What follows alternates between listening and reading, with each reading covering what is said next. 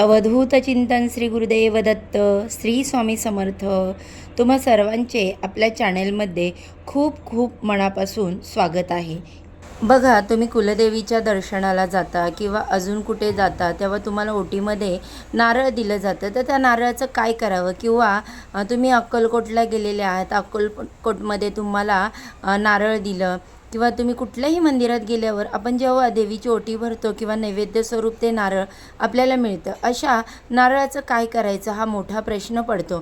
किंवा गुरुचरित्र पारायण केलं, आपण पूजा मांडणी केली, तर त्या नारळाचं काय करायचं हा प्रश्न असतो. मग अशा वेळेस या घरात बघा, खूप नारळ जमा होतात आणि त्या सगळ्या नारळाचं करायचं काय हा मोठा प्रश्न पडतो आणि आपल्याकडून काही चुकासुद्धा होऊ नयेत म्हणून आज मी तुम्हाला सविस्तर माहिती सांगते. नारळ आपण जेव्हा कुठल्या धार्मिक ठिकाणी जातो तेव्हा आपल्याला देवीची ओटी भरली जाते, भरतो आपण, किंवा अगदी तुम्ही अक्कलकोटला गेलात तरीसुद्धा तुम्हाला नारळ दिलं जातं. मग त्या नारळाचं काय करायचं हा खूप मोठा प्रश्न असतो. तर लक्षात घ्या, देवीचं नारळ किंवा कुठल्याही मंदिरात गेल्यावर तुम्ही दान दक्षिणा करत असता किंवा देवीची ओटी भरत नाही, कुठलंही कार्य केलं तरी नारळ मिळतो. किंवा घरात जरी सत्यनारायण केलं, बघा, सत्यनारायण आपण केलं की गुरुजींच्या साक्षीने तेव्हाही आपल्याला तो नारळ देतात. आणि तुम्ही वास्तुशांती जरी केली तरी आपल्या ओटीमध्ये नारळ ठेवला जातो. आता वास्तुशांतीला जेव्हा नारळ आपल्या ओटीमध्ये ठेवतात तेव्हा तो नारळ आपल्याला आपल्या घरातच कुठेतरी बांधायचा असतो, लाल कपड्यामध्ये तो बांधून. मग ते किती का वर्ष ते ठेवता तुम्ही, इच्छा तुमची. 1 वर्ष 2 वर्ष, जर तुम्हाला वाटलं ते खराब झालं तर तुम्ही ते निर्माल्यात टाकून देऊ शकता. काही घरात असं आहे की आमच्याकडे बघा नारळ जो आहे तो फोडला जात नाही, म्हणजेच आमच्याकडे अशी पद्धत आहे की नारळ फोडतच नाही. मग अशा वेळी या नारळाचं काय करायचं, असं काही भागात पद्धत आहे बघा. हा तर अजून मोठा गंभीर प्रश्न असतो. सगळ्यात आधी तुम्ही आता समजा की बघा, मी आता माझ्या कुलदेवीला गेली, तिथे गेल्यावर मला एक नारळ आलं आणि त्या नारळाचं काय करावं हा मोठा प्रश्न असतो. तर सगळ्यात आधी ना, तो नारळ आपल्या घरी आणायचा. कुठल्याही देवीचा तुम्ही मंदिरात जाता किंवा तुम्हाला नारळ मिळतं ते आपल्या मला घरी आणायचं आणि त्या नारळामध्ये खूप बघा जास्त सात्विक ऊर्जा असते. एकतर नारळ असं असताना जे शुभतेचं, मांगल्याचं प्रतीक असतं आणि नारळामध्ये एखादी सकारात्मक ऊर्जा, परमेश्वराच्या ज्या काही लहरी असतात ते आपल्याकडे आकृष्ट करण्याचे काम करतात. हे त्या नारळामध्ये सतत आणि असतं. आणि तेच नारळ आपल्याला जेव्हा मिळतं तेव्हा आपण देवीची ओटी भरत असतो किंवा आपणही कोणाच्या घरी गेलो तरी ते सुद्धा आपल्याला नारळाची ओटी भरली जाते तिथे. तर त्या नारळातून त्या प्रजापती लहरी ना ज्या आहेत ना, त्या खूप चांगल्या आकृष्ट झालेल्या असतात, म्हणून त्या नारळाचं पवित्र अजून वाढलेलं असतं. नारळ पण कुठेही ठेवताना आपण मासिक धर्म असतो, सुतक असतं, तरी त्या नारळात शक्यतो स्पर्श करूच नाही. आता आलेला नारळ काय करायचं, तर सगळ्यात आधी एका स्वच्छ ठिकाणी तो नारळ ठेवायचा असतो. तुम्ही अगदी लवकरच त्याच दिवशी ते नारळ जरी आणलं, तुम्ही गावाला जाऊन आला, कुठल्याही तीर्थक्षेत्री तुम्ही जाऊन आला, तर ते नारळ आणायचं, ते फोडायचं आणि खायचं, सगळ्यांनी खायचं. आता एवढं नारळ येतो ना, बघा की काय करावं या नारळाचं, आपण स्वतः खायचं आणि शक्यतो काहीतरी गोड पदार्थ करून नारळाचा वापर, म्हणजे ते नारळ काहीतरी खाण्यासाठी तुम्ही खोबऱ्याचे लाडू करा किंवा मग तुम्ही डायरेक्ट खोबरं खिसून तुम्ही थोडं थोडं खाऊ शकता.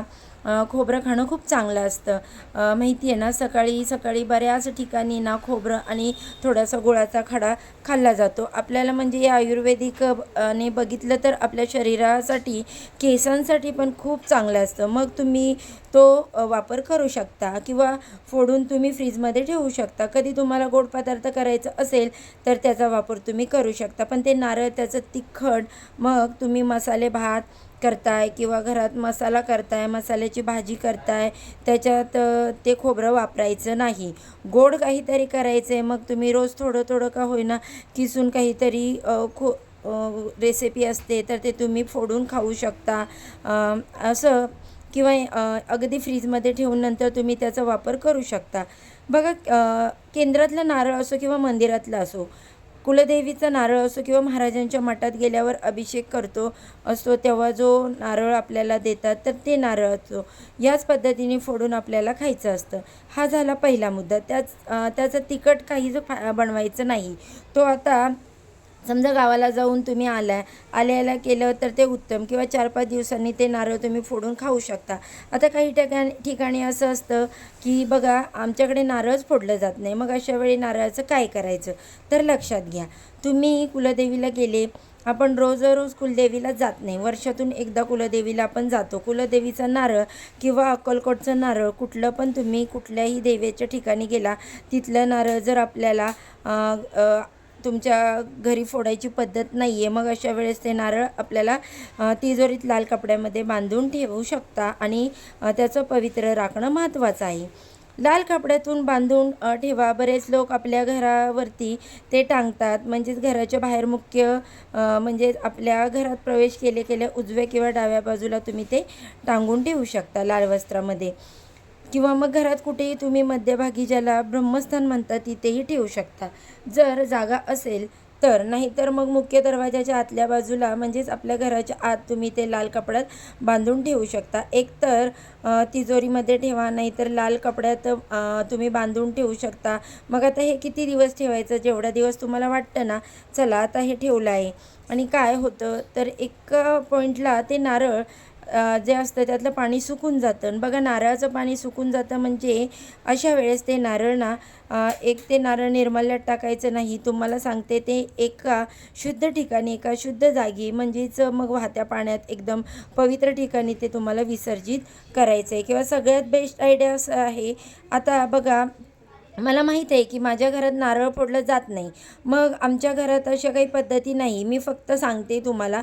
मला माहीत आहे, समजा की माझ्या घरात नारळ वगैरे फोडलं जात नाही, मग काय करायचं ना, ते नारळ आणायचं मस्तपैकी एका म्हणजेच आपण म्हणतो ना की पाणी संपूर्ण ओलं ते नारळ करायचं आणि तांब्यामध्ये वगैरे ते ठेवायचं, जेणेकरून त्याला कोंब फुटेल आणि छानपैकी तुम्ही त्याचं झाड लावू शकता. असं पण तुम्ही करू शकता, कारण या नारळामध्ये खूप पावित्र्य असतं, ते तेवढं राखलं पाहिजे. नाहीतर काय होतं, निर्माल्यात टाकू का ते नारळ निर्माल्यात टाकणं हे चुकीचं आहे. एखाद्या अगदी पवित्र ठिकाणी जर तुम्ही जाणार असाल तर तिथे तुम्ही वाहत्या पाण्यात टाकू शकता. पण त्याच्यापेक्षाही चांगलं आहे की तुमच्या घराजवळ आसपास जागा असेल किंवा तुमची जमीन असेल, मळा असतो, आपण त्या मळ्यात जाऊन ते छोटंसं घराचं तुम्ही कुंडी तयार करावी. त्या झाडाला जेव्हा छान कोंब वगैरे येईल किंवा पानं वगैरे येईल, मग त्या एका कुंडीमध्ये ठेवायचं. थोडंसं झाड वाढलं की तिथे तुम्ही जाऊन मग तुम्ही एका तुमच्या मळ्यात किंवा कुठेही जागा असेल तिथे झाड तुम्ही ते लावू शकता.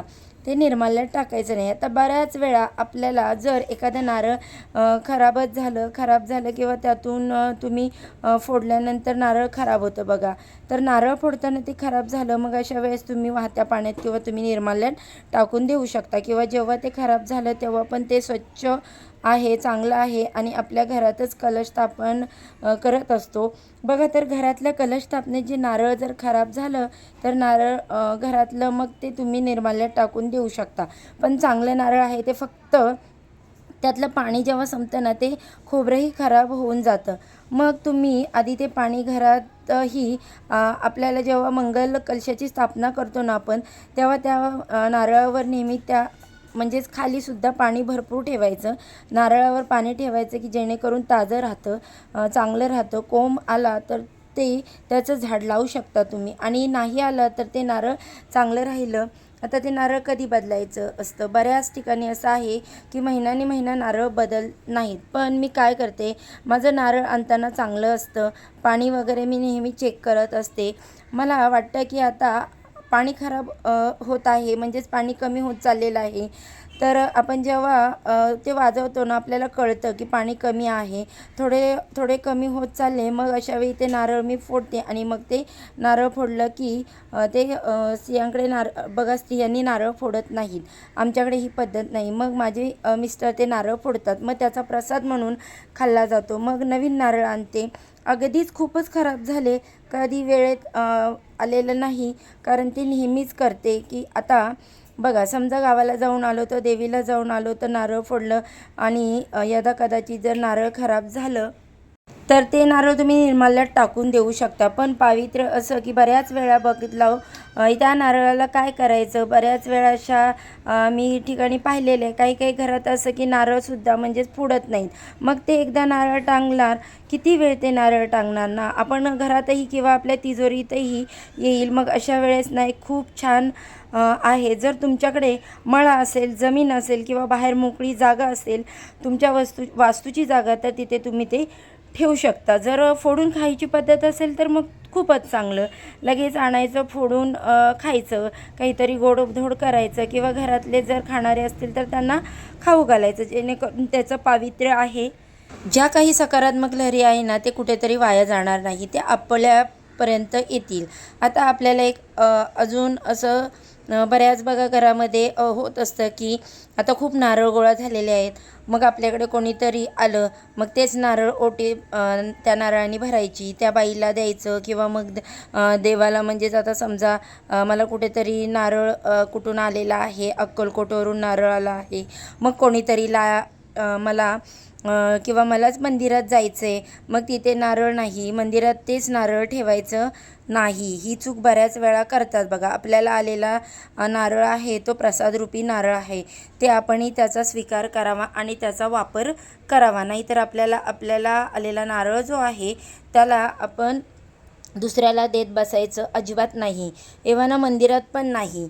मंदिरात पण तुम्ही तुमच्या घराचं नारळ फोडलेलं चालत नाही. तर मी तुम्हाला पर्याय सांगितलेले आहे. तुम्ही झाड लावू शकता, खूप काही ऑप्शन आहेत. आता गुरुचरित्र पारायण केलं, गुरुचरित्र पारायण केल्यावर अगदी थोड्याच दिवसांनी तुम्ही अजून एखादी सेवा आहे, काहीतरी छान सेवा करायची, तर तेच नारळ वापरू शकता. का तर ते नारळ तुम्ही वापरू शकता, कारण अगदी नवीन नारळ आहे, ते खूप छान आहे. गुरुचरित्र पारायणात 7 दिवसात आलेलं आहे. मग नवनाथ पारायण करायचं आहे किंवा मला अजून काहीतरी पारायण करायचं आहे, मला जे काही 3 दिवसाचं किंवा 21 दिवसाचं व्यंकटेश स्तोत्राची सेवा करायची आहे, कुठली सेवा तुमची आहे, तर ते नारळ तुम्ही वापरू शकता. मग 2 सेवा होतील, मग ते नारळ तुम्ही फोडून खाऊ शकता, अडचण नाही.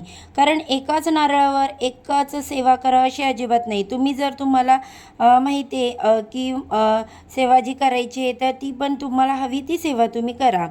ते नारळ तुम्ही 2दा 3दा तेच वापरू शकता, अडचण नाही. आणि मग नंतर तुम्ही फोडून खाऊ शकता. कारण काय होतं बघा, माझ्यावरून सांगते, सणवार येतात लगातार, मग ते नारळ हे नारळ ते नारळ, मग ते खूप नारळ होऊन जातात आणि त्याचं गोड करायचं असतं. मग अशा वेळेस गुरुचरित्र पारायण झालं, ते नारळ झाल्यानंतर अजून कुठली तरी सेवा असेल तर ते नारळ असं तुम्ही सगळं वापरू शकता छानपैकी. आणि मग नंतर सगळ्या सेवा झाल्या, 2-3 सेवा झाल्या की नंतर ते नारळ फोडून खाऊ शकता. अशा पद्धतीने तुम्ही करू शकता. तर आजच्यासाठी फक्त इतकीच झालेली सेवा स्वामी महाराजांच्या चरणी रुजू करते आणि आजचा व्हिडिओ मी इथेच थांबवते. व्हिडिओ आवडला तर व्हिडिओला लाईक करा, शेअर करा आणि सबस्क्राईब करा. असेच छान छान व्हिडिओ पाहण्यासाठी बेल आयकॉनला देखील प्रेस करा. चला तर मग आजच्या व्हिडिओचा इथेच एंड करते. उद्या अशाच व्हिडिओसोबत पुन्हा नव्याने भेटू. सर्वांना श्री स्वामी समर्थ.